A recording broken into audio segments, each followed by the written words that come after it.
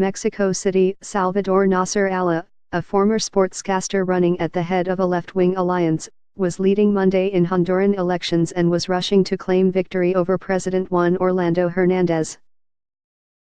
A win by Mr. Nasser Alla would represent a sharp rebuke to Mr.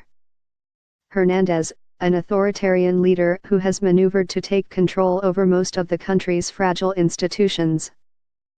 Almost 10 hours after the polls closed, Honduras's electoral tribunal, which is allied with Mr. Hernandez, reported that Mr. Nasser Alla was ahead by almost 5 percentage points, with ballots counted at more than half of polling sites. "We have defeated fraud," Mr. Nasser Alla told supporters, referring to widespread suspicions that Mr. Hernandez's National Party might try to rig the vote. There is no doubt. Just before the tribunal released its numbers, Mr. Hernandez had told supporters that he was ahead by 7 points.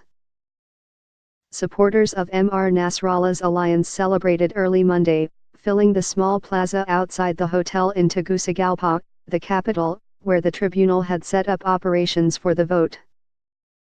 Although Mr. Hernandez has succeeded in reducing some of the murderous violence besieging Honduras, and he has promoted social programs, his likely election loss reflected how polarizing he has become.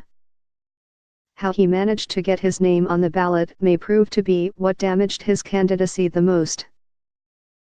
The Honduran constitution includes an ironclad ban on presidential re-election, a prohibition so unshakable that it was cited as the reason for ousting President Manuel Zelaya in a 2009 coup.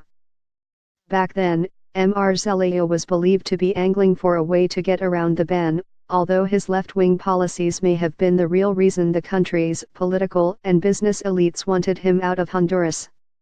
If Mr. Nasser Alla becomes president, Mr.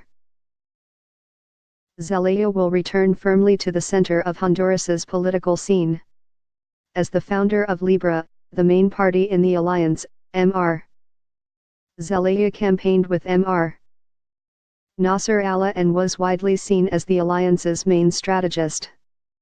The alliance platform was drawn up with contributions from Libra supporters, including ministers and economists who had worked in Mr. Zelaya's government. Although Mr. Hernandez tried during the campaign to portray the alliance as a far-left group allied with Venezuela, at least some voters may have handed their votes to Mr. Nasser Alla because they were nostalgic for Mr. Zelaya, who raised the minimum wage sharply. Mr. Nasser Alla, who did not enter politics until 2011 and speaks on the stump with the cadences of the game show host he once was, has benefited from the perception that he is an outsider who is not corrupt. Mr. Hernandez gambled that voters would be willing to hand him more power in exchange for increased security. When he took office in 2013, drug and gang violence made Honduras the deadliest country in the world outside a war zone. With tens of millions of dollars a year in aid from the United States, Mr. Hernandez dismantled several drug cartels and extradited a dozen traffickers to the United States. He also set up special investigative units in the police and the Attorney General's office and improved street policing in some of the worst neighborhoods.